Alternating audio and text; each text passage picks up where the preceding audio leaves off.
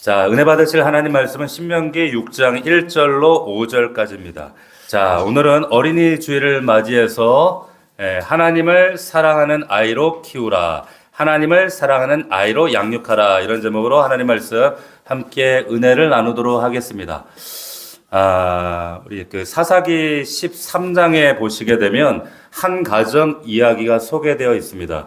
단지파 소라 땅에 살던 마노아라고 하는 가정이 등장을 합니다. 그런데 이 마노아 가정의 아내가 임신을 하지 못해서 자녀가 없는 그런 가정이었습니다. 당시 시대 상황은 이 블레셋이라고 하는 이 민족이 이스라엘을 40년 동안 압제하던 그런 때였습니다. 그러니까 농사지어도 추수 때가 되면 쳐들어와서 다 뺏어가고, 그리고 곡물을 다 가져가 버리고, 그러니까 사는 것이 너무 불행했던 그런 시기였습니다. 이 마노아 가정에 아내였던 이 여인이 어느 날 밭에 앉아 있습니다. 그런데 이제 회한에 잠겨서 생각을 하는 거예요. 농사 지어봤자 자식도 없는데 뭐 하나, 또 다 뺏어갈 텐데 뭐 하나, 이러면서, 그리고 이 땅은 나중에 누구한테 물려주나, 이런 회한에 잠겨 있었습니다. 그런데 그때 한 사람이 나타나요. 지나갑니다. 그리고 그 여인에게 이런 얘기를 합니다. 뭐라고 하는가? 사사기에 보면, 보라, 내가 임신하여 아들을 낳으리니 그의 머리 위에 삭도를 대지 말라. 이 아이는 태에서부터 나오므로 하나님께 바쳐진 나실인이 됨이라. 그가 블레셋 사람의 손에서 이스라엘을 구원하기 시작하리라. 자, 이런 얘기를 합니다. 이스라엘 12지파 가운데 유다나 에브라임 지파 같은 경우는 굉장히 정말 대표적인 지파죠. 그러나 이 단지파는 별로 주목을 받지 못했습니다. 그런데 그 지파 사람이에요. 근데 어느 날 어떤 정체 모를 사람이 나타나서 여인에게 네가 아들을 낳을 것인데 이 아이가 나실인이 될 것이고 이 구별된 하나님의 일꾼으로서 이 민족을 해방시킬 중차대한 역사를 이루게 될 것이다. 놀라운 예언을 하게 됩니다. 이 여인이 놀래가지고 남편에게 쫓아가서 얘기를 하죠. 지금 많았던 자기가 경험한 이 사건을 얘기를 하는 겁니다. 보통 그러면 남자들 같으면 뭐라 그래요? 당신 상상 임신이야. 그러지 마. 왜 그래? 그런단 말이에요. 근데 마누아는요, 아내가 하는 그 말을 듣고 이렇게 기도를 합니다. 뭐라고 하는가? 여호와께 기도하여 이르되 주여 구하옵나니 주께서 보내셨던 하나님의 사람을 우리에게 다시 오게 하사 우리가 낳을 그 아이에게 어떻게 해야 할지를 우리에게 가르치소서 하니. 자, 하나님께서 그 기도를 들으시고 다음날 그 여인 앞에 그 사람이 다시 나타나게 하세요. 그러니까 이번에는 아내가 그 사람을 보자마자 잠깐만 기다려서 이제 남편 데리고 올게요. 그래서 남편을 데리고 옵니다. 마노아가 만났어요. 끝까지 이 마노아하고 아내는 이 사람이 그 하나님의 사자인 걸 몰라요. 그냥 지나가는 사람, 예언자 중에 한 사람일 거야, 이렇게 생각했는데, 자, 이 마노아가 그분에게 질문을 합니다. 뭐라고 하는가? 당신 뜻대로 되기를 원합니다. 그러면 이 아이를 훗날 낳았을 때 어떻게 기르며 우리가 그에게 어떻게 행하면 되겠습니까? 이런 놀라운 질문을 해요. 자, 자녀를 한 번도 가져본다는 생각을 한 적이 없는데 갑자기 자녀가 생긴다? 자녀를 갖게 된다? 그러니까 마노아의 고민은 뭐였냐면 그런 아이를 어떻게 길러야 할까? 그러면 내가 부모로서 이 아이를 어떻게 양육하고 이 아이 앞에서 나는 어떻게 행해야 하는가? 아주 정말 중요한 질문을 하게 됩니다. 이 이야기는 이 자리에 계신 부모들에게만 해당되는 것이 아니라 앞으로 부모될 우리 청년들에게도, 학생들에게도 마찬가지예요. 자, 적어도 이 질문이 여러분들에게 지금 중요한 호기심이 되셔야 됩니다. 자, 여러분, 좋은 부모라고 하는 것은 완벽한 부모가 아닙니다. 세상에 완벽하지 않은데 완벽한 부모가 어떻게 있을 수 있겠어요? 그러나 적어도 부모는 좋은 질문을 할 줄 아는 부모가 좋은 부모입니다. 왜냐하면 질문을 던진다고 하는 것은 좋은 해답을 줄 가능성이 있다, 이런 얘기거든요. 자, 만화만 그런 게 아니라 여기 계신 여러분들이 여러분 자녀를 내 품에 안았을 때 여러분들이, 그리고 혹은 아내의 임신 소식을 딱 들었을 때 여러분들이 똑같은 그런 생각을 하셨을 거예요. 내가 어떻게 아빠가 되지? 엄마가 되지? 이 아이를 어떻게 기르지? 내가 어떻게 이 아이를 잘 기를 수 있지? 이런 생각을 합니다. 그럼 마노아가 이 선지자를 반기면서 그냥 가지 마시고 식사하고 가십시오. 이런 얘기를 해요. 근데 이 여호와의 사자가 뭐라고 얘기하는가? 나 밥은 안 먹고 오히려 그러나 너희들 하나님께 예배드려 이렇게 얘기를 합니다. 자, 그리고 그러니까 그 마노아가 이제 더 이제 적극적으로 이 여호와의 사자를 붙잡죠. 그러면 그냥 가지 말고 이름이라도 가르쳐 주고 가십시오. 그래야 우리가 나중에 정말 당신이 말씀하신 예언대로 아이를 품에 안았을 때, 이 아이를 얻는다면 그때 당신의 이름을 높이고, 찬양하지 않겠습니까? 이런 얘기를 한단 말이에요. 그때 마노아가 이렇게 답변합니다. 여호와의 사자가 그에게 이르되 어찌하여 내 이름을 묻느냐? 내 이름은 기묘자라 하시니라. 들어보셨나요? 기묘자? 요즘엔 잘 안 쓰죠? 이 기묘자, 놀라운 사람이다, 원더풀맨이다 이런 뜻이에요. 히브리에 보면 펠레 이렇게 하는데 펠레 하면 우리 딱 떠오르는 사람이 있죠. 축구. 축구 경이롭게 잘하잖아요. 그 뜻이에요. 펠레. 기묘자다 이 뜻이에요. 자, 여러분들이 처음 우리 우리 자녀 아들 딸을 품에 안았을 때 그리고 우리 할아버지 할머니들이 여러분들 손주를 품에 딱 안았을 때 그 생명을 바라보면서 여러분들이 느꼈던 그 경이로움, 놀라움, 원더풀했던 거. 그거예요. 그 놀라운 역사를 이룰 그 여호와의 사자가 기묘자라는 겁니다. 자, 제가 좋아하는 기독교인 시인 중에 나태주라는 분, 여러분들 잘 아시죠? 나태주. 자세히 보아야 이쁘다 이렇게 했던 그 시인. 그분이 사실은 그리스도인인 걸 잘 모르세요. 딸이 서울대학교 교수시거든요. 근데 어느 날 딸이 시집을 가서 그 사랑했던 딸이 또 아기를 안고 이렇게 왔어요. 그런데 그 딸을 위해서만, 그 사랑하는 딸을 위해서만 지은 시가 106편이 돼요. 106편의 시를 짓고 그 딸을 향한 감격을 가지고 시집을 내셨는데 그 시집의 이름이 뭔가? 너의 햇볕에 마음을 말린다. 이름도 막 기가 막혀. 너의 햇볕에 마음을 말린대. 야, 근데 저도 딸 가진 아빠지만 진짜 이게 와 닿아요. 마음을 말려요. 자, 그 중에 이제 발견이라는 시가 있습니다. 한번 들어보세요. 뭐라고 했는가? 눈을 떴을 때 거기 내가 있었다. 그냥 별이었다. 꽃이었다. 반짝임 자체였다. 그만 나는 무너지고 말았다. 어둠이 되었다. 나도 모를 일이다. 기가 막히지 않습니까? 놀랍지 않아요? 자, 갑자기 눈을 떴는데 어느 날 지금 어디서 나타났을지도 모를 귀여운 놀라운 생명체가 내 눈앞에 딸로서 존재하고 있는 거예요. 너무 경이롭잖아요. 얘가 진짜 별인지 꽃인지 근데 그 아버지가 그 딸을 대하는 순간 무너지고 말더라는 거예요. 왜? 내가 얘를 잘 키울 수 있을까? 나는 어둠에 불과한데, 난 깜깜한데, 이 맑고 밝은 아이를, 내가 어떻게 키우지? 이게 어떻게 이런 일이 가능하지? 그러면서 갑자기 바보가 되어버리는 그 아버지가 이 발견이라는 제목으로 시를 쓴 거예요. 딸 가진 부모들은, 아버지들은 좀 공감하실 텐데, 와닿는 것 같아요. 자, 그러니까 중요한 것은 여러분, 마노아가 똑같은 질문을 지금 던졌던 동일한 질문을 우리도 던질 필요가 있다라고 하는 겁니다. 이 아이를 하나님 어떻게 기를까요? 어떻게 하면 잘 기를까요? 그리고 이 아이 앞에서 믿는 부모는 어떻게 행하고 또 살아가는 모습을 보여야 합니까? 자, 이 두 가지 질문을 여러분들에게 던지면서 오늘 본문의 말씀 신명기 6장을 통해서 이 질문에 대한 하나님 주시는 답을 우리가 살펴보고자 합니다. 자, 신명기 6장은 여러분 아시는 것처럼 쉐마라고 알려져 있죠. 쉐마. 무슨 뜻이냐? 들으라 이 말이에요. 유대인들이 아침 저녁으로 선포하고 외치는 기도가 바로 이 쉐마입니다. 6장에 있는 이 말씀이에요. 4절부터 9절까지. 그리고 이게 아침 저녁 동일하게 매일 반복하는 기도문이기도 하고 여기에 내용의 핵심은 다른 게 아니에요. 하나님 사랑하고 하나님 말씀 지켜라 이 뜻이에요. 쉐마. 유대인들이 얼마나 중요하게 여긴지 모릅니다.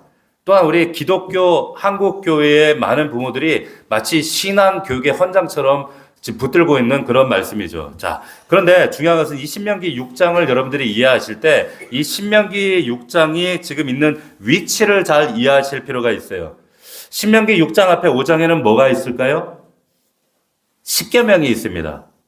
출애굽기에도 있지만 출애굽기 20장에도 있지만 5장에도 십계명이 있어요. 그리고 6장 이 쉐마가 있고 7장부터는 뭐가 있는가? 이 하나님의 지금 약속의 백성된 언약 백성된 우리가 이 십계명을 붙들고 그러면 어떻게 살아야 되는데 라고 하는 적용, 삶의 하나하나 어떻게 살아야지 해야 되는가를 지금 7장부터 쭉 이야기를 해갑니다. 그러니까 지금 십계명이라고 하는 이 5장의 내용, 그리고 그 구체적인 삶의 적용, 하나하나 적용하는 그 사이에 지금 6장 쉐마가 있는 거예요. 우리가 읽었던 이 본문이 있는 겁니다. 자, 그래서 여러분들이 단순히 이걸 6장을 볼 때 뭐 해라, 뭐 이런 얘기를 담고 있는 것이 아니라 신명기 6장에서는 이 6장이 왜 중요한가 하면 이것이 율법의 심장 이렇게 얘기를 합니다. 뭐라고요? 율법의 심장이라고 얘기하는 거예요. 단순한 방법론을 얘기하는 것이 아니라 이 6장이 심장에 대해서 십계명을 가지고 온몸에 지금 펌프질을 해서 십계명을 우리 삶의 구석구석 어떻게 삶으로 보낼 것인가 열심히 그 심장 같은 역할을 하는 것이 바로 6장이라는 거예요. 근데 그 6장의 핵심이 어디냐? 5절입니다. 5절 우리 다시 한번 읽어보겠습니다. 5절 시작. 너는 마음을 다하고 뜻을 다하고 힘을 다하여 내 하나님 여호와를 사랑하라. 여호와를 사랑하라. 율법의 심장이 뭐냐면 여호와를 사랑하라는 거예요. 사랑하라. 하나님께서 십계명 주신 것은 우리가 막 규칙 잘 지키고 뭐 어기면 벌 받고 윤리적으로 살아고 선을 행하고 그런 차원이 아니라 하나님을 사랑하고, 다시 말하면 하나님은 우리에게 사랑받고 싶으시대요. 자, 이게 율법의 심장입니다. 오죽하면 하나님께서 야 너희들 사랑하면 이 율법 모든 것 613가지 모든 율법 다 이룬 것과 같다 이렇게까지 말씀하셨어요. 자, 이 신명기 6장을 통해서 여러분 아까 말씀드렸던 두 가지 질문을 우리 한번 던져봅시다. 첫 번째, 대체 우리 아이들, 우리 자녀들을 어떻게 기를 건가? 어떻게 양육할 것인가? 이 아이들, 이 자녀들이 어떤 사람들이 되면 좋을까? 자, 궁금하지 않으세요? 여러분 보세요. 우리 그 부모들이 자녀들을 학원에 보내면 그 학원에서 이제 공부를 잘하기를 바라요. 그죠? 자, 노래하는 곳에 보내면 우리 자녀들이 노래를 잘하기를 바라요. 우리 아이들을 운동하는 곳에 보내면 부모들이 뭘 바랄까요? 뭘 바라요? 운동 잘하기를 바라요. 우리 아이들 학교 보내면 뭘 바랄까요? 당연히 공부를 잘하기를 바라요. 맞아요? 자, 여러분 보세요. 그게 우리 부모들이 동일하게, 그러니까 한마디로 얘기하면 부모들은 우리 애들이 뭐든지 다 잘하기를 바라요. 근데 그게 완벽한 목표인 것 같지만 사실 들여다보면 그건 사실 아무런 목표가 없는 것과 같습니다. 잘 들어보세요. 모든 것을 다 잘하는 아이, 이게 중요한 목표 같지만 사실 아무런 목표가 없는 것과 같습니다. 자, 오늘 본문의 핵심은 뭐냐면 우리 아이들을 어떻게 길러야 하는가 정답부터 말씀드리면 여호와를 하나님을 사랑하는 아이로 기르라는 거예요. 이게 가정 교육의 목표고 우리 교회 교육의 목표고 목사의 목표예요. 할렐루야. 이거 잊어버리시면 안 된다는 거예요. 그러니까 제가 목사로서 우리 넘치는 교회 이 어린 귀한 생명들, 다음 세대 이 아이들을 볼 때마다 이 아이들을 어떻게 기를 것인가, 이 아이들이 뭐 의사가 되고 판사가 되고 뭐 밖에서 유명한 사람 사업가가 되고 어느 대학을 가고 하나님 솔직히 관심 없어요. 저도 그거 솔직히 관심 없어요. 제일 관심은 뭐냐, 이 아이들을 어떻게 하면 하나님을 사랑하는 아이로 기를 것인가, 여기에 모든 성경의 초점이 있는 겁니다. 그러니까 여러분의 믿음의 가정에 여러분들이 자녀들을 바라볼 때 여러분 자녀를 어떻게 기르기를 원하십니까? 그러면 1초도 망설임 없이 하나님을 사랑하는 자녀로, 예수를 사랑하는 자녀로 기르겠습니다. 이게 여러분들 바로 나올 수 있는 답변이 되셔야 돼요. 할렐루야.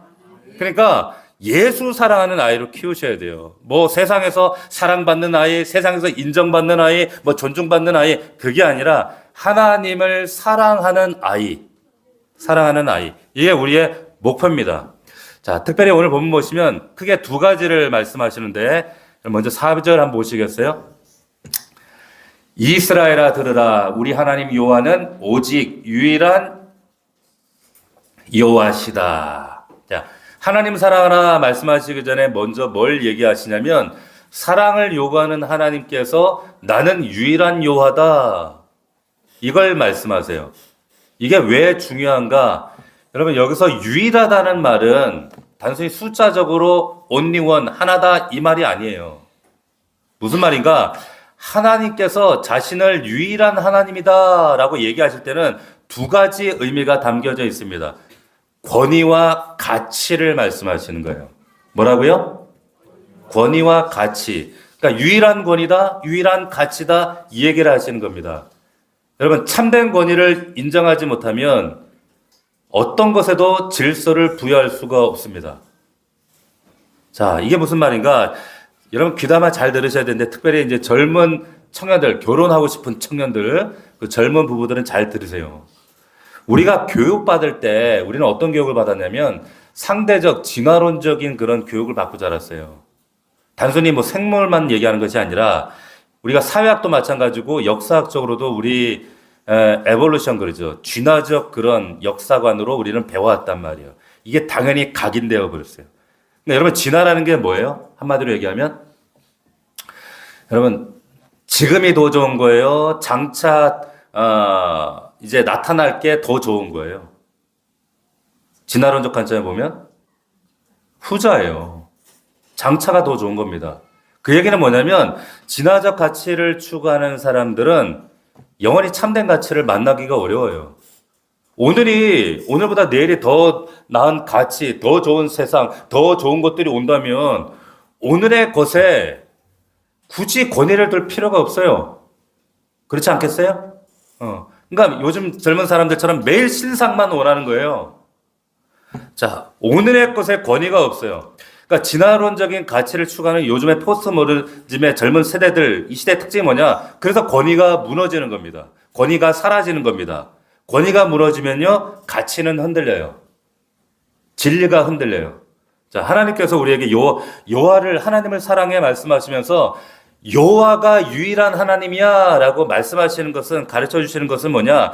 그분의 권위와 하나님으로 말미암아 우리 인생에 주어지는 그 가치 체계들이야말로 너희가 존중해야 될 것들이야. 그래서 솔로몬이 얘기하잖아요. 그 전도서 12장에 모든 인생의 진리를 체득하고, 그래서 거기서 막 뭐 여러 가지 참 격언들을 얘기하잖아요. 근데 젊은 사람들에게 이 얘기를 해요. 말미에 곤고한 날이 이르기 전에 내 창조주를 기억하라, 이렇게 얘기를 합니다. 뭐예요? 창조주. 유일한 권위요, 유일한 가치다, 이 말이에요. 그 권위가 사라지면 뭐 인생에 누가 더 가치가 있고 뭐가 더 소중하고 뭐가 더 중요하다고 말하는 게 사실은 그 상대주의에 지나지 않거든요. 도찐 개찐이란 말이에요. 하나님께서 그래서 우리에게 먼저 말씀하시는 것이 오직 하나님만 유일한 분이다, 이렇게 얘기하시는 겁니다. 그 권위를 인정할 때 여러분들 삶 가운데 여러분 모든 가치들이 질서 있게 배분되기 시작합니다. 자, 그 유일하신 하나님께서 뭐라고 말씀하시냐면, 여호와를 사랑하는데 5절 보시면 마음을 다하고 뜻을 다하고 힘을 다하여 여호와를 사랑하래요. 그럼 보세요. 우리 아이들을 어떤 아이로 길러야 되는가? 이게 정답이죠. 마음을 다하고 힘을 다하고 뜻을 다해서 여호와를 사랑하는 자녀들로 키워야 됩니다. 근데 여기 나오는 세 가지를 여러분 좀 살펴봅시다. 마음을 다하고 온 마음으로 여호와를 사랑한다는 의미가 뭘까요? 마음을 다한다. 그럼 마음을 다한다. 마음은 우리 지성, 감성, 의지의 중추 같은 역할을 하는 것이 마음이에요. 그러니까 이 말은 인격을 다해서 인격적으로 하나님 사랑하라는 얘기예요. 여러분 자녀를 인격적으로 사랑하시듯이 인격적으로 저분을 사랑하셔야 돼요. 비나이다, 비나이다, 좋은 대학 가게 해주십시오. 이게 인격적일까요? 그 법당에서 나는 거예요. 우리 하나님은 그런 분이 아니란 말이에요. 인격적인 그분과의 관계를 얘기하는 겁니다. 온 마음으로 사랑한다는 것은 인격적인 소통을 얘기하는 거예요. 두 번째, 뜻을 다해서 사랑한다는 말은 뭘까요? 뜻을 다해서. 내 욕망을 얘기하는 거예요. 무슨 말이냐? 궁극적 관심이 하나님이시고 조금 더 진하게 표현하면 하나님이 가장 나의 강렬한 욕망의 대상이 되시는 것이고 조금 더 진하게 표현하면 하나님을 내 마음에 선점시켜야 된다 이거예요. 할렐루야. 그럼 제가 이제 교회 사역을 하다 보면 이제 부부들, 젊은 청년 부부들이나 이렇게 많이 만나게 되는데 이제 뭐 상대적 교육을 받고 인문주의 뭐 이런 인권 교육, 포스트 모던 이런 교육을 받다 보니까 이분들이 얘기하는 자주 하시는 그런 종교 철학 같은 게 있어요. 고수하는 그게 뭐냐면 첫 번째, 종교는 강요하면 안 된다. 자녀들한테 종교는 강요하는 거 아니다. 두 번째는 뭐냐? 종교는 아이가 자라서 철들면 본인이 선택할 문제다. 이런 얘기 많이 하죠? 들어보셨죠? 이런 종교 철학을 가지고 계세요. 매우 그럴듯하잖아요. 또 부모님 굉장히 인격적인 것 같고 그럴듯하고 훌륭하신 분인 것 같아요. 근데 성경적일까요? 전혀 그렇지 않습니다. 착각하지 마십시오. 여러분, 종교는 강요하는 게 아닙니다. 그런데 왜 공부는 강요하시나요? 네? 아이가 판단할 수 있을 때 종교를 철들면 선택하게 하는 겁니다. 그럴듯하잖아요. 근데 요즘에 우리 그 젠더 이슈가 부각되잖아요. 성을 아이들이 결정한대요. 14살 되면 캐나다에서. 여러분 그렇게 하실 건가요?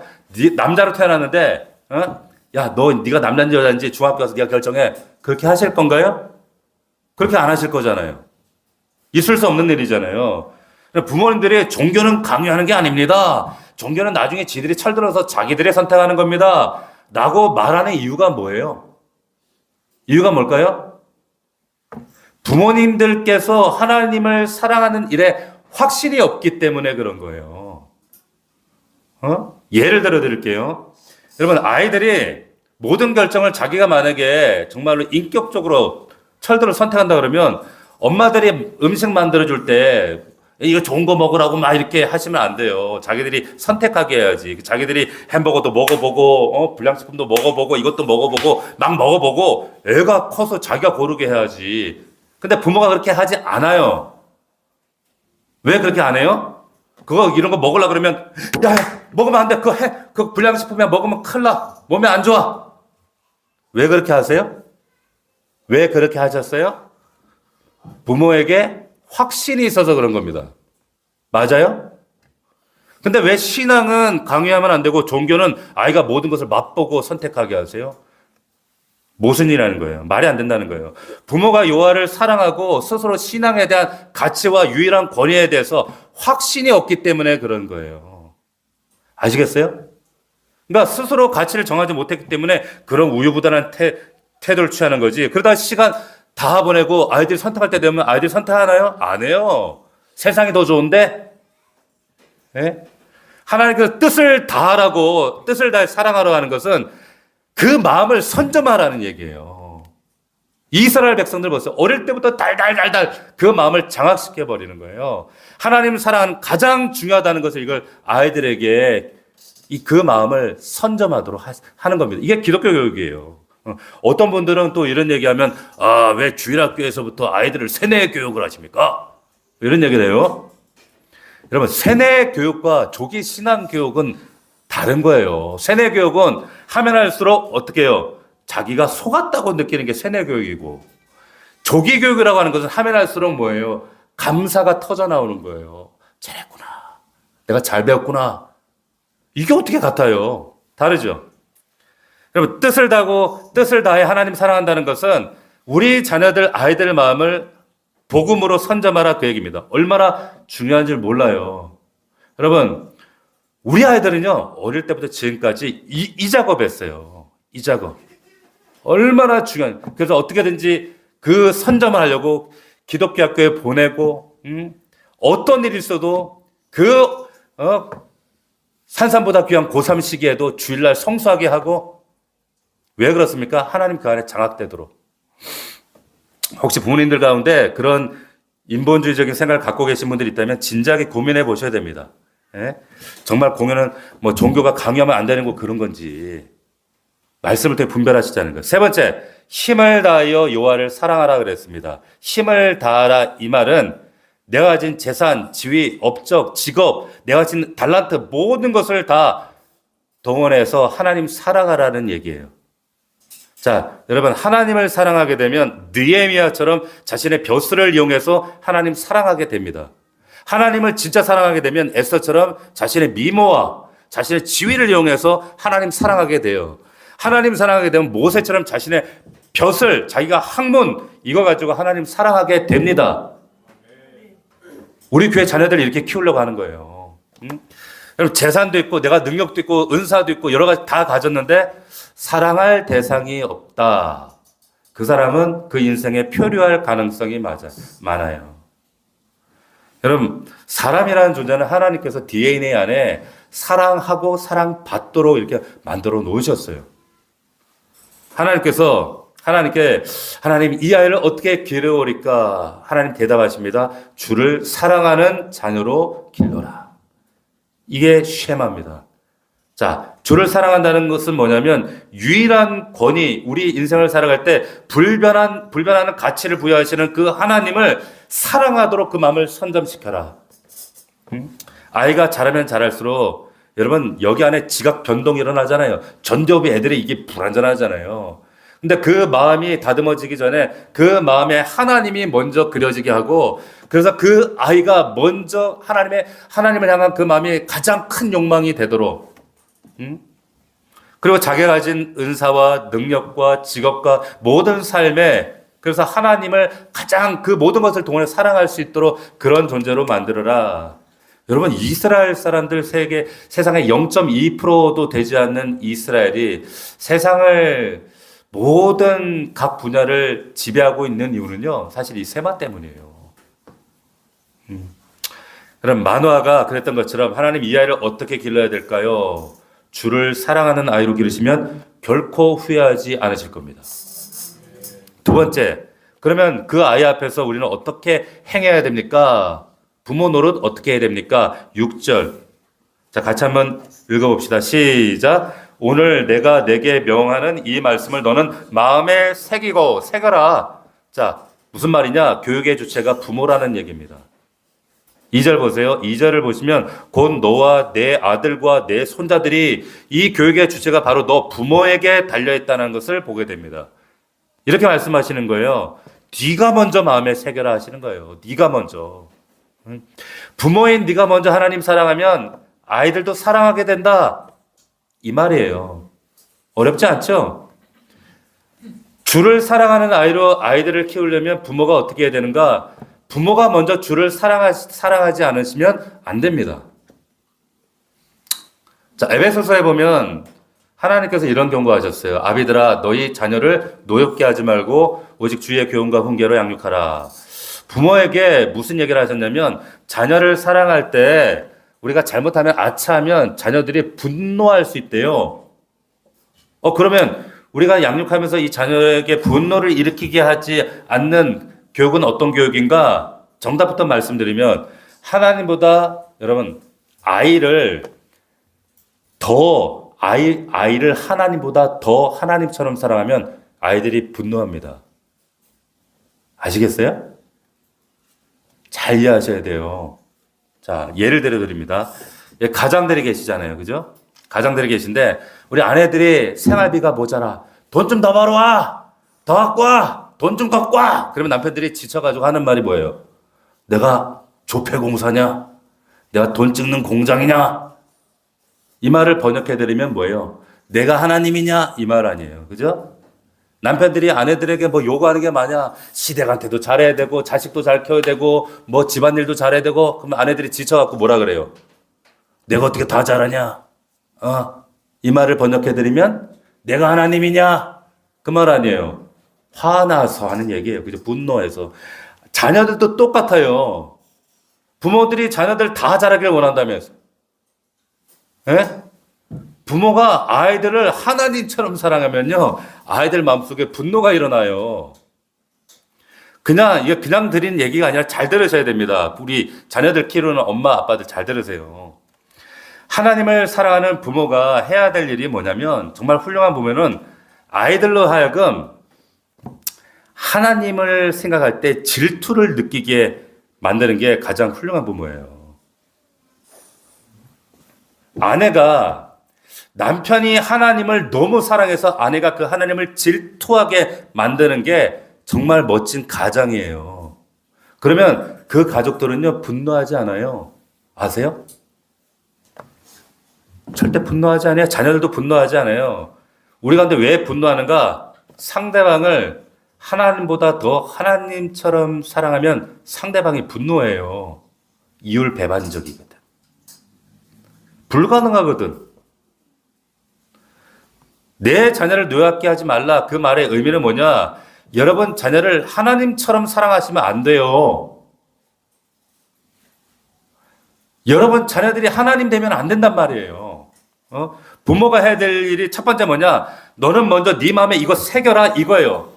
우리가 먼저 하나님 사랑하지 않으면 자녀들은 결코 하나님 사랑하지 않습니다.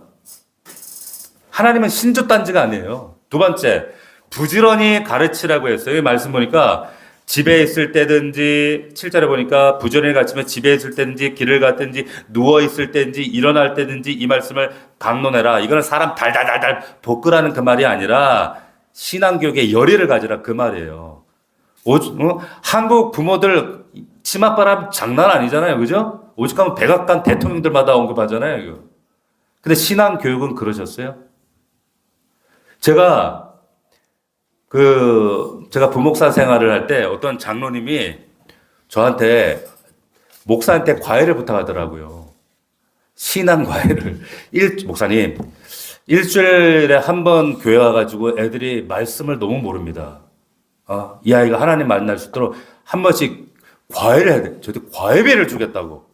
어려운 부목사가 얼마나 제가 귀가 반짝했겠어요? 제가 뭐 할 수 없어서 거절했습니다마는 감동되더라고. 여러분 해보셨어요? 그렇게 몇백만 원씩 과외를 시키는데 여러분 성경 과외 시켜보셨어요? 제가 우리 성도들 요즘 과외 시켜요. 수요일마다. 어성경. 여러분 부지런히 가르치라 그 말이에요. 세 번째 8절부터 보시면 이렇게 되어 있습니다. 손목에 메어 기호를 삼고 미간에 붙여 표로 삼고 내 집 문설주와 바깥문에 기록하라. 이거 인테리어 바꾸라는 뜻 아니죠? 부모가 하나님 사랑하는 거 보여야 된다 그 말이에요.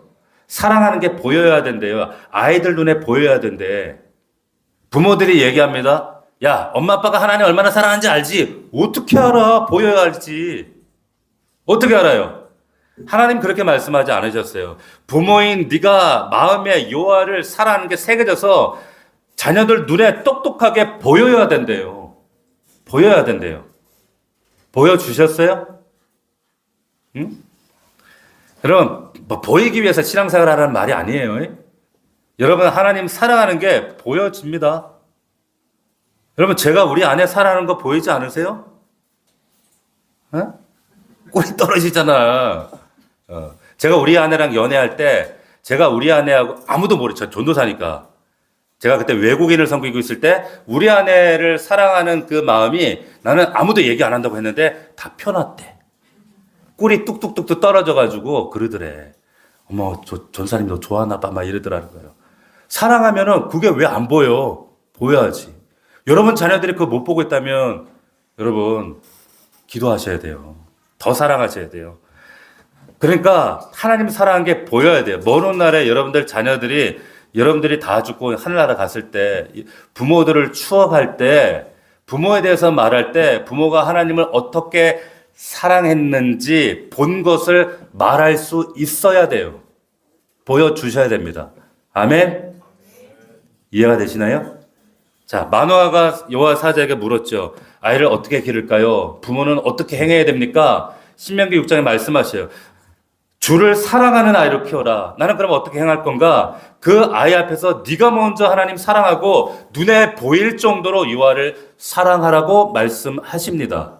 할렐루야. 한 가지만 더 말씀드리게 마치겠습니다. 10절부터 여러분 15절 보시면 이런 말씀이 나와요. 하나님이 경고 한 가지를 덧붙이세요. 12절 보시면 너는 조심하여 너의 애굽 땅 종됐던 집에서 인도하여 내신 유아를 잊어버리지 말아라. 여러분 안타깝지만은 교회 안에 한국 교회 안에 많은 부모들이 자녀 신앙 교육의 때를 놓치고 기회를 놓치고 정말 안타까워하는 경우들을 제가 참 많이 봐요. 하나님 말씀하시는 겁니다. 주를 사랑하는 것을 잊어버리면 하나님이 일방적으로 주신 선물, 지금 이 말씀을 받고 있는 이스라엘 백성들에게는 그 받은 선물이 뭐예요? 약속의 땅이거든요. 그 약속의 땅과 안식을 계속 향유할 수 없게 된다. 그 얘기 하시는 거예요. 자, 여러분들 만약에 여러분들 자녀들이 신체적으로 정서적으로 뭔가 심각한 문제가 생기면 여러분들은 어떻게 하세요? 얘가 갑자기 잠을 밤에 못 자. 너 뭔 일 있어? 나 학교에 뭔 일 있니? 야 병원 가보자. 애가 갑자기 막 몸이 이상하다 그러고 막 성적이 떨어진다. 너 총명탕 좀 먹자. 그러지 않겠어요? 근데 아이가 하나님에 대한 태도와 사랑하는 모습이 달라지고 흐려지고 있는데 하나님에 대한 기억을 상실해 가고 있는데 요즘 엄마들 괜찮아요. 뭐 때가 되면 하나님 다 알아서 하시겠죠 뭐. 믿음 좋은 얘기가 아니에요. 그게 아니라는 거예요.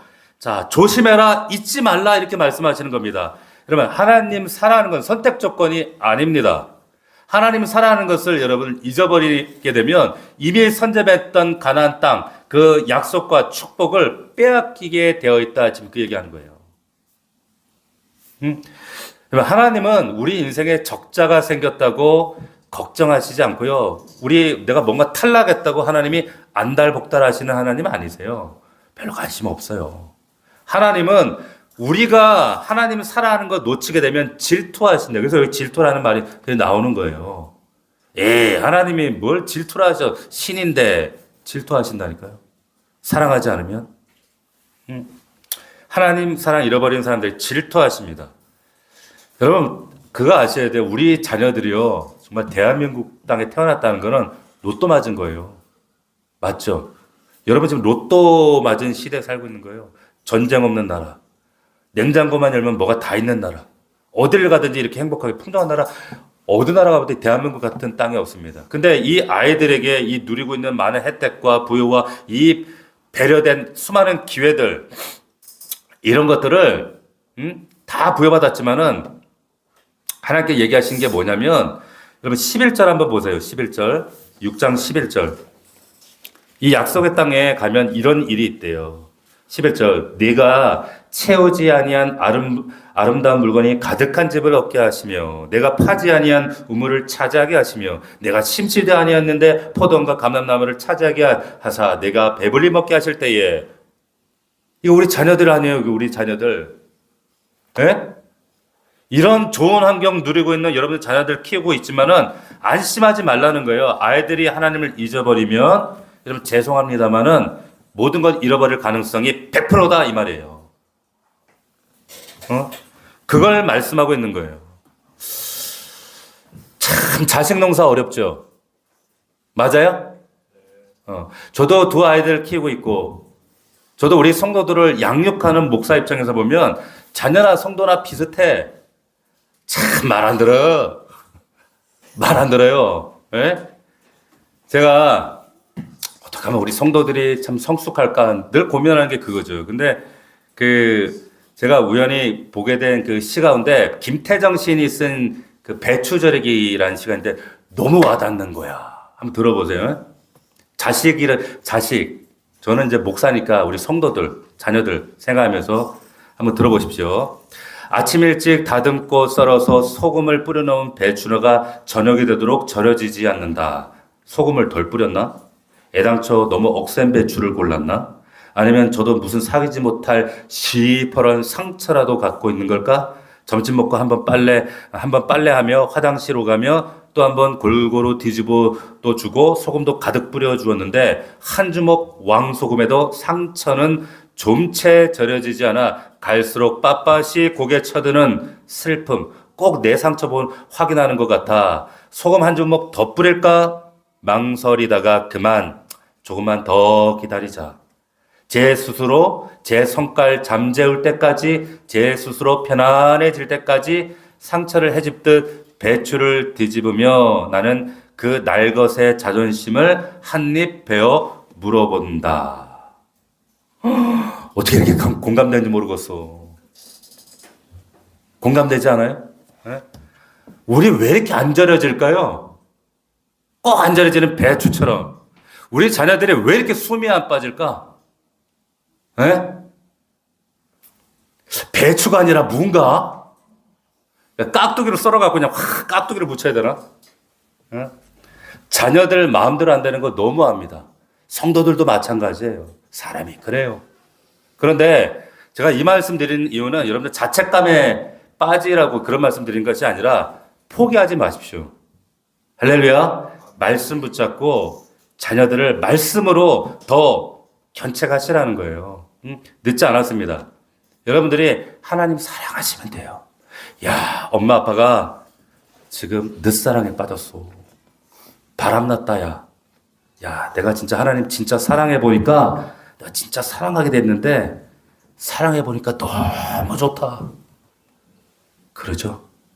자녀들이 호기심을 갖습니다. 가져요. 그 사랑을 하시는 거예요. 신앙생활은 다른 게 아니라 맨날 이것만 하는 게 아니라 비나이다. 이거 하지 말고 이거 하려면 저 법당 가 그냥. 하나님 사랑하시는 거예요.